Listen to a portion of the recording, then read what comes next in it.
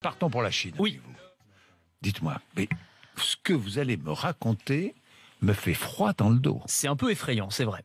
Racontez-nous. On va parler de Big Brother aujourd'hui. On va pouvoir, écoutez bien, le but des Chinois, pouvoir identifier n'importe qui dans la rue en moins de 3 secondes. Exactement, en utilisant des outils de reconnaissance faciale extrêmement sophistiqués. Et donc on peut imaginer ce scénario qui est aujourd'hui courant dans certaines villes, à Shenzhen par exemple, dans le sud du pays. Vous êtes au passage piéton, vous traversez, dommage, le petit bonhomme était rouge. Ah, alors une caméra vous filme, va vous identifier en moins de 3 secondes, va savoir que c'est Jean-Jacques Bourdin qui a traversé la rue au mauvais moment. Vous allez recevoir une amende, évidemment, mais non seulement ça, mais en plus, votre visage, avec votre nom et votre identité, va être diffusé en 4x3 sur des grands écrans publicitaires aux intersections, histoire de bien vous faire honte. Vous voyez, donc c'est une illustration parmi d'autres du système de surveillance généralisée que la Chine est en train de mettre en place. C'est-à-dire qu'ils ont un système, ils ont en gros les photos de 1 milliard ou plus d'1 milliard de citoyens. Ils couplent ça avec les images qui sont récoltées par 176 millions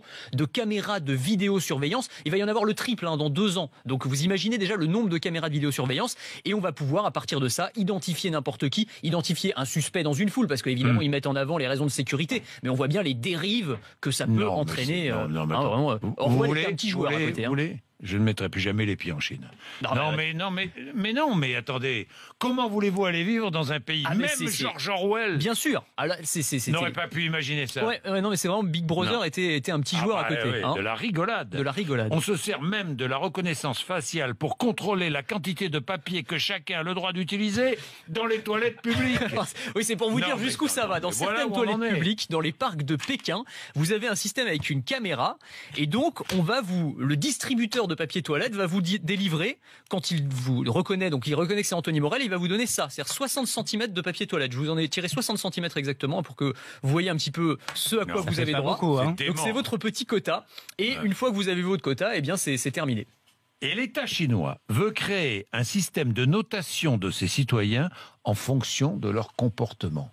Alors ça c'est assez dingue. C'est la dernière brique, mais alors c'est peut-être la plus folle. C'est une sorte, un peu comme si vous aviez un permis à un point, mais qui régit l'ensemble de votre vie. Donc chaque citoyen va se voir attribuer une note entre 350 et 950, et cette note elle va évoluer en fonction de tout un tas de critères. Alors ce que vous faites dans la vie réelle, par exemple, si vous avez bien payé vos impôts à temps, là vous avez une meilleure note. Si vous avez eu une amende de stationnement, la note va baisser un petit peu.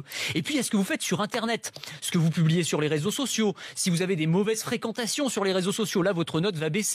Et même ce que vous achetez, par exemple, si vous achetez souvent des couches, bon, vous êtes un parent, donc plutôt responsable, donc votre note, elle augmente. En revanche, si vous achetez plein de jeux vidéo, c'est que vous êtes un peu immature, vous êtes insouciant, donc votre note, elle baisse. Et cette note, elle va avoir un impact sur plein de choses. C'est-à-dire que si vous avez une bonne note, vous allez avoir des prêts plus facilement, vous allez pouvoir louer une voiture sans caution. Et bien si vous avez une mauvaise note, vos enfants pourront pas s'inscrire dans la bonne école et vous raterez sûrement la promotion que vous deviez avoir au boulot. C'est effrayant ce que vous nous dites. Voilà, à l'horizon 2020, système de notation. Rester dans mes Cévennes. On n'est pas prêt de voir arriver des caméras, je vous le dis tout de suite. De vidéosurveillance. On va les dégommer. Rapide. Il n'y aura pas arrêter bien longtemps, je vous l'ai dit tout de suite. Mais enfin, c'est invraisemblable. C'est dingue, Bon, enfin.